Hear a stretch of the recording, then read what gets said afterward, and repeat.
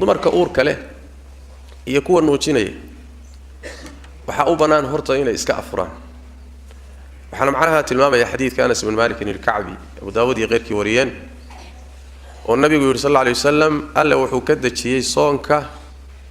haweenta uurka leh iyo midda nuujinaysa way iska afuri karaan marka taala islaama diidana inay afuri karaan laana ilmihi ayaa u baahan wuxuu quuto ama uurka ha ku jiro ama naas ha nuugayo hooyadii uurkeeda lagu jiray ama naaskeedii la nuugayeen nafaqay u baahan tahay wala aanteed way dhibaatooni shareecadana qawaacideeda ay ku dhisan tahay waxa weeyaan at-taysiir fududayn waay meeshii aday galo shareecadu waa fududaysaa way afurayaan marka ha afureena maxaa laga rabaa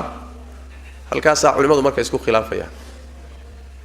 badankood culimada jamaahiirtoodu say qabaan waxay leeyihiin waxa laga rabaa qalla laga rabaa waxay uga qiyaas qaadanayaan ruuxa xanuunsanaya uga qiyaas qaadanayaan ee quraanku sheegay faman kana minkum mariidan aw ala safarin fa'iddatun min ayamin ukhra ruuxi xanuunsanaya soo qalleeso lama dhihin tanina waa nooc xanuunka u ege ha soo qalleysay dhehen qalla laga rabaa bay u badan yihiin tayib hadii qallahaasi ay kari weydo oo qalluhu aad ugu bato oo ay xamili weydo marka waxa jirta ra'yi Abdullah ibn Abbas iyo Abdullah ibn Umar saxaabada qaar kamida ka sugan